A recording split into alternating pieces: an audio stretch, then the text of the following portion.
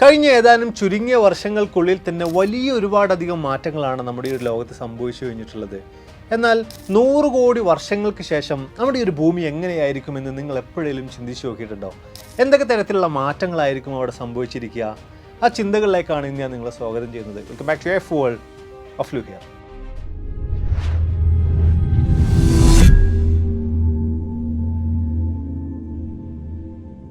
കാണാതായ 100 കോടി വർഷങ്ങളെക്കുറിച്ച് നമ്മൾ കഴിഞ്ഞൊരു വീഡിയോയിൽ വിശദമായിട്ട് സംസാരിച്ചിട്ടുണ്ടായിരുന്നു. 100 കോടി വർഷം എന്ന് പറയുന്നത് അത് വളരെയേറെ വലിയൊരു കാലയളവ് തന്നെയാണ്. നമ്മുടെ ഭൂമിയുടെ ആകെ മൊത്തം പ്രായം എന്ന് പറയുന്നത് പോലും 450 കോടി വർഷങ്ങളാണ്. ഇനിയിപ്പോൾ കഴിഞ്ഞ കാലഘട്ടത്തിലേക്ക് നമ്മളൊന്ന് തിരിഞ്ഞു നോക്കുകയാണെങ്കിൽ 100 കോടി വർഷങ്ങൾക്ക് മുമ്പ് നമ്മുടെ ഭൂമിയിൽ ആകെ കൂടെ അവശേഷിച്ചിരുന്നത് ഏകകോശ ജീവികൾ, ബാക്ടീരിയകളും മറ്റുമൊക്കെ ആയിരുന്നു. അതും ഇനി കരപ്രദേശത്തിലേക്ക് നോക്കുമ്പോൾ പൂർണ്ണമായിട്ടും തരിശുഭൂമിയായിട്ട് മരുഭൂമി കണക്ക് കിടക്കുകയായിരുന്നു നമ്മുടെ ഭൂമിയുടെ കരപ്രദേശം മുഴുവനും. ഇന്ന് കാണുന്ന നിലയിലുള്ള വൃക്ഷലതാദികളോ പച്ചപ്പോ ഒന്നും തന്നെ 100 കോടി വർഷങ്ങൾക്ക് മുമ്പ് നമ്മുടെ ഭൂമിയിലെ ഉണ്ടായിരുന്നില്ല. അവിടെ നിന്നിങ്ങോട്ടുള്ള യാത്രയിലാണ് വ്യത്യസ്തമായിട്ടുള്ള നമ്മൾ ഇന്ന് എത്തിച്ചേരുന്ന നിലയിലുള്ള ഒരുപാടധികം മാറ്റങ്ങളോട് കൂടിയിട്ടുള്ള ഭൂമി നിർമ്മിതമായിട്ടുള്ള അല്ലെങ്കിൽ നമുക്ക് ഇന്ന് കാണാൻ സാധിക്കുന്ന നിലയിലേക്ക് മാറി വന്നിട്ടുള്ളത്. അതിൽ തന്നെ നമ്മൾ പരിശോധിക്കുകയാണെങ്കിൽ നമ്മൾ മനുഷ്യരുടെ പ്രായം, ഹ്യൂമൻസിൻ്റെ മൊത്തത്തിലുള്ള ഒരു ഏജ് എടുത്ത് നോക്കുകയാണെങ്കിൽ 2 ലക്ഷം വർഷങ്ങൾ മാത്രമാണ്. ഇനി അതും പോട്ടെ, അതിനും അപ്പുറത്തേക്ക് നമ്മൾ ഈ സംസാരിക്കുന്ന ഭാഷയുണ്ടല്ലോ, ഈ ഒരു ഭാഷ ഉണ്ടായിട്ട് ഏറെക്കുറെ 50,000-ഓളം വരുന്ന വർഷങ്ങൾ മാത്രമേ ആയിട്ടുള്ളൂ. അതിനാലൊക്കെ തന്നെ 100 കോടി വർഷങ്ങൾക്ക് ശേഷം നമ്മുടെ ഭൂമി എങ്ങനെയായിരിക്കും, മനുഷ്യരെങ്ങനെയായിരിക്കും, എന്തെല്ലാം തരത്തിലുള്ള ടെക്നോളജികളായിരിക്കും അവരന്ന് ഉപയോഗിക്കുന്നത്, ആ കാര്യങ്ങളെക്കുറിച്ചൊക്കെ തന്നെ വിശദമായിട്ട് നമുക്കൊന്ന് പരിശോധിക്കാം. കൂട്ടത്തിൽ ഒന്നാമതായിട്ട് തന്നെ നമ്മൾ നോക്കാൻ പോകുന്നത് സ്പേസ് ട്രാവലുമായി ബന്ധപ്പെട്ടതാണ്. നമുക്കറിയാം, ഓൾറെഡി നമ്മൾ വ്യത്യസ്ത തരത്തിലുള്ള യാത്രകളൊക്കെ തന്നെ ഇതിനോടകം തന്നെ ബഹിരാകാശത്തേക്കും ചന്ദ്രനിലേക്കും മറ്റുമൊക്കെ നടത്തി കഴിഞ്ഞിട്ടുണ്ട്. ഇനി അതിനും അപ്പുറത്തേക്ക് അടുത്തൊരു 10 വർഷത്തിനുള്ളിൽ തന്നെ നമ്മൾ ചന്ദ്രനിലേക്കൊക്കെ വീണ്ടും യാത്രകൾ നടത്താനിരിക്കുകയാണ്. എലൺ മസ്കിനെ പോലുള്ള പലരുടെയും വലിയൊരു ഗോള് തന്നെ ചൊവ്വയിലേക്ക് കുടിയേറുക, ചൊവ്വയിലേക്ക് ആളുകളെ എത്തിക്കുക എന്ന് തുടങ്ങിയിട്ടുള്ള കാര്യങ്ങളാണ്. അതുപോലെ തന്നെ വലിയ തോതിലുള്ള ഒരു സ്പേസ് റേസ് ഇന്ന് നടന്നുകൊണ്ടിരിക്കുന്നുണ്ട്. ഗവൺമെൻറ് ഓർഗനൈസേഷൻസും അതുപോലെ തന്നെ പ്രൈവറ്റ് സെക്ടറും ഈ ഒരു മേഖലയിൽ വ്യത്യസ്തമായിട്ടുള്ള പരീക്ഷണങ്ങൾ ഇന്ന് നടത്തിക്കൊണ്ടിരിക്കുകയാണ്. തീർച്ചയായിട്ടും ഒരു 50-60 വർഷങ്ങൾക്കുള്ളിൽ തന്നെ മനുഷ്യർ വെക്കേഷനൊക്കെ സ്പേസിലേക്ക് പോകുന്ന ഒരു സ്ഥിതിവിശേഷം നമുക്ക് കാണാൻ സാധിക്കുന്നതായിരിക്കും. ഒരു 100 വർഷം കഴിയുമ്പോഴേക്ക് തന്നെ തീർച്ചയായിട്ടും ചന്ദ്രനിലും അതുപോലെ തന്നെ ചൊവ്വയിലുമൊക്കെ നമ്മുടെ മനുഷ്യർ, നമ്മുടെ കൂട്ടത്തിൽപ്പെട്ട ആളുകൾ തന്നെ കോളനികൾ സ്ഥാപിക്കുന്നതായിരിക്കും. അവിടെ പോയി യഥേഷ്ടം താമസിക്കുകയും അവിടെ നിന്നും വളരെ എളുപ്പത്തിൽ തന്നെ തിരിച്ചു വരികയും ചെയ്യുന്നതായിരിക്കും. എന്നാൽ 100 കോടി വർഷങ്ങൾക്ക് ശേഷം എങ്ങനെയായിരിക്കും? ആ ഒരു കാര്യത്തെക്കുറിച്ച് നമ്മൾ നോക്കുകയാണെങ്കിൽ ചന്ദ്രനും ചൊവ്വക്കും ഒക്കെ അപ്പുറത്തേക്ക് സൗരയൂഥത്തിലെ എല്ലാ വിധത്തിലുള്ള ഗ്രഹങ്ങളിലും മനുഷ്യരുടെ സാന്നിധ്യം നമുക്ക് കാണാൻ സാധിക്കുന്നതായിരിക്കും. പക്ഷേ അവിടെ കൊണ്ട് തീരുന്നില്ല. അതിനും അപ്പുറത്തേക്ക് ഒരുപാടധികം അപ്പുറത്തേക്ക് മിൽക്കി വേ ഗാലക്സിയിലുള്ള ഒട്ടുമിക്ക ഗ്രഹങ്ങളിലും മനുഷ്യ സാന്നിധ്യം 100 കോടി വർഷം പിന്നിടുമ്പോൾ നമുക്ക് കാണാൻ സാധിക്കുന്നതായിരിക്കും. ഈ ഒരു ഗാലക്സിയിലുള്ള മിൽക്കി വേ ഗാലക്സിയിലുള്ള കോടിക്കണക്കിന് വരുന്ന ഗ്രഹങ്ങളിൽ പലതിലും ആ ഒരു അവസരത്തിൽ തന്നെ മനുഷ്യർ കോളനികൾ സ്ഥാപിച്ചു കഴിഞ്ഞു കാണും. അവിടെയൊക്കെ തന്നെയുള്ള റിസോഴ്സുകളും മറ്റുമൊക്കെ ഉപയോഗിച്ചുകൊണ്ട് അവിടെ ഓരോരോ ഗ്രഹങ്ങളിലും ജീവിതം കെട്ടിപ്പടുക്കാൻ മനുഷ്യൻ ആരംഭിച്ചു കഴിഞ്ഞിരിക്കും. പക്ഷെ ഇവിടെയൊക്കെ തന്നെയും ഈ ഒരു കാര്യമൊക്കെ സംഭവിക്കുമോ? മിൽക്കി വേ ഗാലക്സിയിലുള്ള കോടിക്കണക്കിന് ഗ്രഹങ്ങളിലേക്കൊക്കെ മനുഷ്യർ എത്തിച്ചേരുമോ? അവിടെയൊക്കെ കോളനി സ്ഥാപിക്കുമെന്ന് വെച്ച് കഴിഞ്ഞാൽ ഒരിക്കലും നമ്മളുടെ ചിന്തകൾ കൊണ്ട് അങ്ങോട്ടേക്ക് എത്തിച്ചേരാൻ പോലും നമുക്ക് കഴിയില്ല. പക്ഷേ ഇത്തരത്തിലുള്ള കാര്യങ്ങൾ തീർച്ചയായിട്ടും ആ ഒരു കാലയളവിൽ സംഭവിക്കുക തന്നെ ചെയ്യുന്നതായിരിക്കും. രണ്ടാമതായിട്ട് ഇനി നമ്മൾ ടെക്നോളജിയുടെ കാര്യത്തിലേക്ക് നോക്കുമ്പോഴും ഇതേ ഒരു കാര്യം തന്നെയാണ് അവിടെ സംഭവിക്കുന്നത്. നമുക്കൊരിക്കലും ചിന്തിച്ചു പോലും നോക്കാൻ സാധിക്കാത്ത നിലയിലുള്ള വളരെയേറെ മോഡേൺ ടെക്നോളജികൾ, വളരെയധികം അഡ്വാൻസ്ഡ് ആയിട്ടുള്ള ടെക്നോളജികൾ തന്നെയായിരിക്കും 100 കോടി വർഷങ്ങൾക്ക് ശേഷം മനുഷ്യർ ജീവിക്കുന്നുണ്ട് എങ്കിൽ അവരവിടെ ഉപയോഗിച്ചു വരുന്നത്. ആ കൂട്ടത്തിൽ സ്പേസ് ട്രാവലിങ്ങിന് വേണ്ടിയിട്ട് ചുരുങ്ങിയ സമയങ്ങൾക്കുള്ളിൽ തന്നെ വലിയ ദീർഘദൂര യാത്രകൾ നടത്താൻ സജ്ജമായിട്ടുള്ള മോഡേൺ ടെക്നോളജികളും വാഹനങ്ങളും ഒക്കെ മനുഷ്യർ കണ്ടെത്തിയിരിക്കും. അതുപോലെ തന്നെ ഇനി AI എന്ന് പറയുന്ന മേഖലയിലേക്ക് നമ്മൾ എടുത്തു നോക്കുകയാണെങ്കിൽ അവിടെയും വലിയ തോതിലുള്ള വിപ്ലവകരമായിട്ടുള്ള ഒരുപാട് മാറ്റങ്ങൾ സംഭവിച്ചിരിക്കും. ഇപ്പോൾ നമ്മളൊരു കഴിഞ്ഞ 10 വർഷത്തേക്ക് നമ്മൾ നോക്കുകയാണെങ്കിൽ അന്നൊരിക്കലും നമ്മൾ ചിന്തിക്കാത്ത പല കാര്യങ്ങളുമാണ് ടെക്നോളജിയുടെ കാര്യത്തിൽ ഇന്ന് സംഭവിച്ചുകൊണ്ടിരിക്കുന്നത്. ഉദാഹരണത്തിന് AI തന്നെ വലിയ തോതിലുള്ള വളർച്ച പ്രാപിച്ചുകൊണ്ടിരിക്കുകയാണ്. നമ്മളത് കണ്ടുകൊണ്ടിരിക്കുകയാണ്. ഓരോ ദിവസവും പുതിയ AI ടൂളുകൾ വന്നുകൊണ്ടിരിക്കുന്നു. പല വലിയ കമ്പനികൾ, ഗൂഗിൾ ഉൾപ്പെടെയുള്ള പല വലിയ കമ്പനികളും അവിടെ വർഷങ്ങളോളം ജോലി ചെയ്തിരുന്ന ആളുകളെ പോലും പിരിച്ചു വിട്ടുകൊണ്ടിരിക്കുകയാണ്.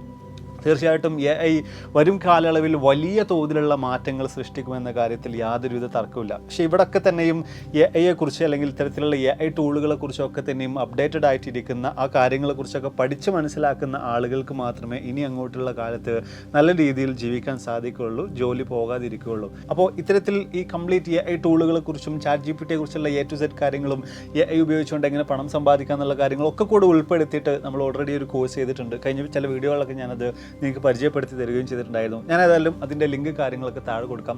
1999 രൂപയുടെ നമ്മുടെ ഒരു കോഴ്സ് 999 രൂപ കാണാം. അപ്പോൾ ഇതൊരു സുവർണ്ണ അവസരമാണ്. ഇനിയിപ്പോൾ അതിജീവനത്തിന് വേണ്ടിയിട്ട് ഇത്തരത്തിലുള്ള AI ടൂളുകളൊക്കെ തന്നെയും പഠിച്ചേ മതിയാകൂ എന്നുള്ള നിലയിലുള്ളൊരു സ്ഥിതിവിശേഷമാണ് നമുക്ക് കാണാൻ സാധിക്കുന്നത്. അതിനിപ്പോൾ ഈ ഒരു കോഴ്സ് അല്ലെങ്കിൽ നിങ്ങൾ വേറെ ഏതെങ്കിലും കോഴ്സോ കാര്യങ്ങളൊക്കെ എടുത്തിട്ട് പഠിച്ചിരിക്കേണ്ട നിലയിൽ തന്നെയാണ് കാര്യങ്ങൾ പോയിക്കൊണ്ടിരിക്കുന്നത്. നമ്മുടെ കോഴ്സ് തീർച്ചയായിട്ടും മലയാളത്തിലാണ്. ഏതൊരാൾക്കും വളരെ ലളിതമായിട്ട് മനസ്സിലാകുന്ന നിലയിലാണ് നമ്മൾ ആ ഒരു കോഴ്സ് സ്ട്രക്ചർ ചെയ്തിട്ടുള്ളത്. അപ്പോൾ തീർച്ചയായിട്ടും ലിങ്ക് കാര്യങ്ങളൊക്കെ താഴെ കൊടുത്തിട്ടുണ്ട്, എന്തായാലും ട്രൈ ചെയ്ത് നോക്കാം. അപ്പോൾ ഇത്തരത്തിലുള്ള ഈ ഒരു AI എന്ന് പറയുന്ന സംവിധാനം തന്നെ അടുത്തൊരു 100 വർഷത്തിനുള്ളിൽ വിപ്ലവകരമായിട്ടുള്ള ഒരുപാടധികം മാറ്റങ്ങൾ നമ്മുടെ ഈ ഒരു ലോകത്ത് കൊണ്ടുവരുന്നതായിരിക്കും. അതിപ്പോൾ ഒരു ആർട്ടിഫിഷ്യൽ സൂപ്പർ ഇൻ്റലിജൻസ് ലെവലിലേക്ക് മനുഷ്യർ എങ്ങനെയാണോ ചിന്തിച്ച് കാര്യങ്ങൾ ചെയ്യുന്നത് ആ ഒരു ലെവലിലേക്ക് പോലും ചിന്തിക്കാൻ ശേഷിയുള്ള നിലയിലേക്ക് AI മാറി വരുന്നതായിരിക്കും. ആർട്ടിഫിഷ്യൽ ഇൻ്റലിജൻസ് ആ ഒരു നിലയിലേക്ക് വളർച്ച പ്രാപിക്കുന്നതായിരിക്കും. അപ്പോൾ സ്വാഭാവികമായിട്ടും ഇന്ന് ലോകത്ത് മനുഷ്യർ ചെയ്തുകൊണ്ടിരിക്കുന്ന പല ജോലികളും മനുഷ്യരുടെ ആവശ്യമില്ലാത്ത നിലയിലേക്ക് വരുന്നതായിരിക്കും. നമ്മൾ ആ കൂടെ അവിടെ ചെയ്യേണ്ടത് ഇത്തരത്തിലുള്ള ഒരുപാടധികം AI പ്രോഗ്രാമുകൾ ചെയ്തിട്ടുള്ള നമുക്ക് ചുറ്റും നടക്കുന്ന റോബോട്ടുകളും മറ്റൊക്കെ ഉണ്ടായിരിക്കും. അതിനുള്ള എന്തെങ്കിലും തരത്തിലുള്ള ഇൻസ്ട്രക്ഷൻസിൽ നൽകിയിട്ട് അങ്ങനെ അതിൻ്റെ കൂടെ ജീവിക്കുക എന്ന് പറയുന്ന കാര്യമാണ്. നമ്മളിത് ചെയ്തുകൊണ്ടിരിക്കുന്ന ഏതൊരു കാര്യവും, ഞാനിപ്പോൾ സംസാരിച്ചുകൊണ്ടിരിക്കുന്ന ഇതേ ഒരു കാര്യം പോലും ചെയ്യാൻ ഇന്ന് AI ബോട്ടുകളും മറ്റൊക്കെ തയ്യാറാണ്. അതുപോലെ തന്നെ ഇനി കൃഷിയുടെ ആവശ്യങ്ങൾ അല്ലെങ്കിൽ ഒരു ഡ്രൈവിംഗ് ജോബ്, ട്രാൻസ്പോർട്ടേഷൻ മേഖല അങ്ങനെ തുടങ്ങിയിട്ടുള്ള ഏതൊരു മേഖലയിലും കാര്യങ്ങൾ ചെയ്യാൻ, ജോലികൾ ചെയ്യാൻ AI പ്രാപ്തമാകുന്ന ഒരു കാലം തീർച്ചയായിട്ടും ചുരുങ്ങിയ കാലയളവിൽ നമുക്ക് കാണാൻ സാധിക്കുന്നതായിരിക്കും. അങ്ങനെയാണെങ്കിൽ 100 കോടി വർഷങ്ങൾക്ക് ശേഷമുള്ള ലോകം എപ്രകാരമായിരിക്കും? തീർച്ചയായിട്ടും അവിടെയും നമ്മളെ കൊണ്ട് ചിന്തിച്ചു കഴിഞ്ഞാൽ നമുക്ക് ഉത്തരം ലഭിക്കാത്ത വളർച്ച ഈ ഒരു മേഖലയിൽ അല്ലെങ്കിൽ ടെക്നോളജിയുടെ മേഖലയിൽ ആ ഒരു കാലയളവിൽ സംഭവിച്ചു കഴിഞ്ഞിരിക്കുമെന്ന് തന്നെ നമുക്ക് മനസ്സിലാക്കാൻ സാധിക്കുന്നുണ്ട്. ഇതിനോട് ചേർത്ത് നമ്മൾ പറയേണ്ട മറ്റൊരു കാര്യമാണ് ഊർജം അല്ലെങ്കിൽ എനർജി. ഇന്ന് നമ്മൾ വ്യത്യസ്ത തരത്തിലുള്ള എനർജികൾ നമ്മുടെ ഓരോരോ കാര്യങ്ങൾക്ക് വേണ്ടി ഉപയോഗിച്ചുകൊണ്ടിരിക്കുന്നുണ്ട്. അങ്ങനെയാണെങ്കിൽ ഇത്രയധികം പുരോഗതി പ്രാപിച്ചിട്ടുള്ള ഒരു സമൂഹം എന്ത് എനർജി ആയിരിക്കും ഉപയോഗിക്കുക? അവിടെ നമ്മൾ നോക്കുകയാണെങ്കിൽ സൂര്യനെ പോലും ഒരു ബാറ്ററി ആയിട്ട് ഉപയോഗിക്കുന്ന നിലയിലേക്ക് ആ ഒരു ആധുനിക സമൂഹം മാറി വന്നിരിക്കും.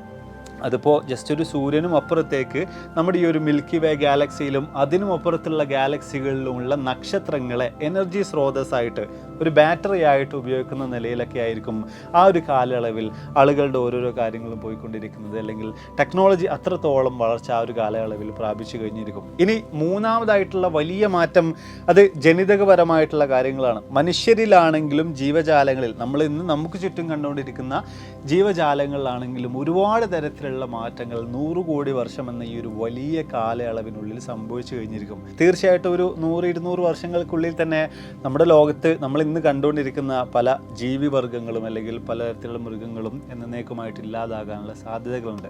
പക്ഷെ ഒരു 100 കോടി വർഷത്തിന് ശേഷം ലോകം എങ്ങനെയായിരിക്കും, അപ്പോഴുണ്ടാകുന്ന ജീവജാലങ്ങൾ എങ്ങനെയായിരിക്കും എന്നൊക്കെ നമ്മൾ നോക്കുകയാണെങ്കിൽ നമ്മൾ ഇന്ന് കാണുന്ന ഈ മനുഷ്യരുണ്ടല്ലോ, ഇന്ന് കാണുന്ന ഞാനും നിങ്ങളും ഒക്കെ അടങ്ങുന്ന ഈ മനുഷ്യ സമൂഹം പൂർണ്ണമായിട്ടും മാറിയിട്ടുണ്ടാകും. ഇത്രയധികം ഈ ഒരു വലിയ ടൈം സ്പാനിനുള്ളിൽ ഭൂമിയിൽ നടക്കുന്ന ഒരുപാട് തരത്തിലുള്ള വ്യത്യസ്ത തരത്തിലുള്ള പ്രശ്നങ്ങളുണ്ട്. ആ കാര്യങ്ങളിലേക്കൊക്കെ നമുക്ക് വരാം. അപ്പോൾ ആ കാര്യങ്ങളുടെ എല്ലാം അടിസ്ഥാനത്തിൽ ഭൂമിയിൽ ജീവിച്ചുകൊണ്ടിരിക്കുന്ന മനുഷ്യരിൽ ഒരുപാട് തരത്തിലുള്ള മാറ്റങ്ങൾ അതിനോടകം തന്നെ സംഭവിച്ചു കഴിഞ്ഞിരിക്കും.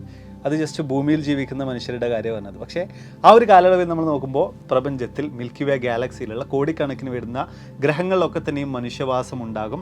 പക്ഷേ അവിടെയുള്ള ഓരോ ഗ്രഹങ്ങളിലെ മനുഷ്യരും വ്യത്യസ്തരായിരിക്കും. ആ ഗ്രഹങ്ങളുടെ സാഹചര്യങ്ങൾക്കനുസരിച്ച്, അവിടുത്തെ കാലാവസ്ഥകൾക്കനുസരിച്ചിട്ട്, അവിടെ നിന്നും അവർ ഉപയോഗിക്കുന്ന റിസോഴ്സുകൾക്കനുസരിച്ചിട്ടെല്ലാം തന്നെ അവിടങ്ങളിൽ ജീവിച്ചുകൊണ്ടിരിക്കുന്ന മനുഷ്യരിൽ വലിയ തോതിലുള്ള മാറ്റങ്ങൾ സംഭവിച്ചിരിക്കും. അവരുടെ ഒക്കെ തന്നെ കൈകാലുകളും കണ്ണും മൂക്കും ഒക്കെ വ്യത്യസ്തമായ നിലയിലൊക്കെ തന്നെയായിരിക്കും നമുക്ക് കാണാൻ സാധിക്കുന്നത്. അതിനുമപ്പുറത്തേക്ക് 100 കോടി വർഷങ്ങളൊക്കെ കഴിഞ്ഞ് കഴിഞ്ഞാൽ ഈ വ്യത്യസ്ത ഗ്രഹങ്ങളിലുള്ള ജീവജാലങ്ങൾക്ക് അല്ലെങ്കിൽ മനുഷ്യർക്ക് തങ്ങൾ ഒരു ഗ്രഹത്തിൽ നിന്നാണ് ഈ ഗ്രഹങ്ങളിലേക്കെല്ലാം കുടിയേറിയിട്ടുള്ളത് എന്ന കാര്യം പോലും ഓർമ്മയുണ്ടാകില്ല. ഭൂമിയെക്കുറിച്ച് പോലും ഒരുപക്ഷെ അവരൊക്കെ തന്നെ എന്നേക്കുമായിട്ട് മറന്നു കഴിഞ്ഞിരിക്കും. ഇതുപോലെ തന്നെയാണ് ജീവജാലങ്ങളുടെ കാര്യവും. മനുഷ്യർ ഈ ഗ്രഹങ്ങളിലേക്കൊക്കെ കൊണ്ടുപോയിട്ടുണ്ടായിരുന്ന മറ്റു വ്യത്യസ്ത തരത്തിലുള്ള ജീവികൾ, മൃഗങ്ങളാണെങ്കിലും പെറ്റ്സ് ആണെങ്കിലും ഒക്കെ തന്നെ ആ ഗ്രഹങ്ങളിലുള്ള മാറ്റങ്ങൾക്കനുസരിച്ചിട്ട് വന്നിട്ട് അവയിലും വ്യത്യസ്ത തരത്തിലുള്ള ഒരുപാടധികം മാറ്റങ്ങൾ ഈ ഒരു വലിയ കാലയളവിനുള്ളിൽ തന്നെ സംഭവിച്ചു കഴിഞ്ഞിരിക്കും. തീർച്ചയായിട്ടും ഇവിടെ ഉയരുന്ന അടുത്ത വലിയ പ്രധാനമായിട്ടുള്ള ഒരു ചോദ്യം ഭാഷയുമായി ബന്ധപ്പെട്ടതാണ്. ഈ ഒരു കാലയളവിൽ മനുഷ്യർ എന്ത് തരത്തിലുള്ള ഭാഷയായിരിക്കും സംസാരിക്കുന്നത്? നമുക്കറിയാൻ സാധിക്കുന്ന ഒരു കാര്യം, 50,000 വർഷമേ ആയിട്ടുള്ളൂ മനുഷ്യർ ഈ ഭാഷകൾ ഉപയോഗിക്കാൻ തുടങ്ങിയിട്ട്. സ്വാഭാവികമായിട്ടും ഇത്തരത്തിലുള്ള ഈ 100 കോടി വർഷങ്ങൾ പിന്നിടുമ്പോഴേക്ക് ഒരുപാട് തരത്തിലുള്ള വ്യത്യസ്തതകൾ, മാറ്റങ്ങളൊക്കെ തന്നെ മനുഷ്യർ കമ്മ്യൂണിക്കേറ്റ് ചെയ്യാൻ വേണ്ടി ഉപയോഗിച്ചുകൊണ്ടിരിക്കുന്ന ഭാഷകളിൽ സംഭവിച്ചു കഴിഞ്ഞിരിക്കും. അതിപ്പോൾ നമ്മൾ നോക്കുകയാണെങ്കിൽ അടുത്തൊരു 100-200 വർഷങ്ങൾക്കുള്ളിൽ സംഭവിക്കുന്ന പ്രധാനമായിട്ടുള്ള ഒരു കാര്യം, ലോകത്തുള്ള വ്യത്യസ്ത തരത്തിലുള്ള ഭാഷകളുടെ എണ്ണം ചുരുങ്ങി വരാൻ ആരംഭിക്കും.